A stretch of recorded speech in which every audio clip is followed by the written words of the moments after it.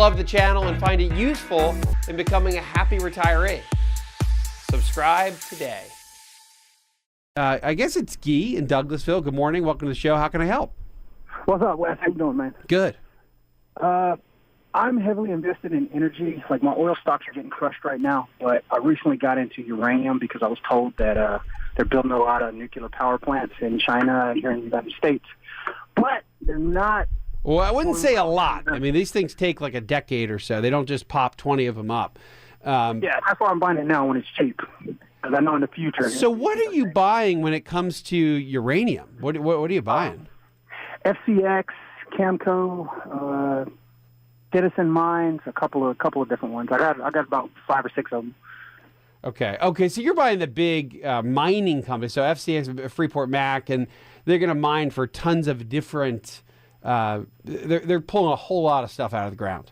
I think from a broader perspective, it's okay to get some exposure there. Take a look at the S&P 500 for a second.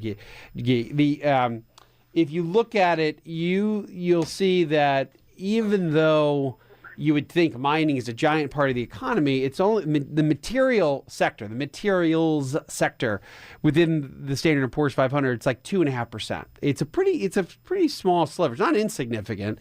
There's a lot of industries, obviously, in America, so no one industry has that huge of a chunk anyway. But you're talking about a pretty significant or pretty myopic piece of the economy. There is and this is a story I know very well.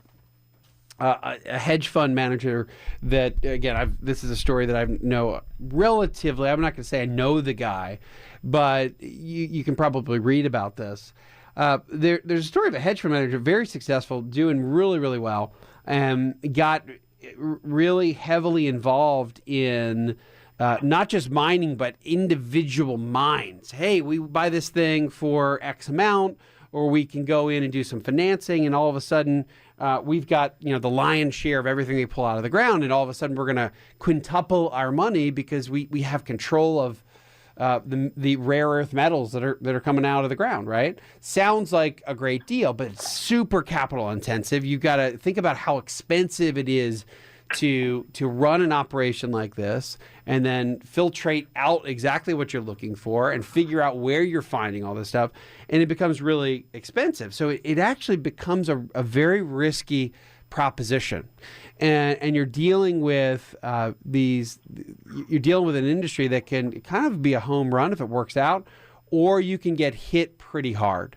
So I look at this and I say, look, yes, over time, you want exposure or broad exposure to mining. You want broad exposure to the material sector in America or around the world. And I'd say the answer to that is yes. But I'd be really careful. I've seen some of the smartest investors on the planet get burned by trying to get too specific when it comes to a particular piece of element or one sliver of the material sector. So if brilliant money, which is the hedge fund industry, or at least it's supposed to be, can get burned, so can you. So I just want you to be really careful before you get too myopic in one of these pieces of the equation and get too hunkered down when it comes to investing. So get much more broad. And if I were you, I'd be careful about owning this sector.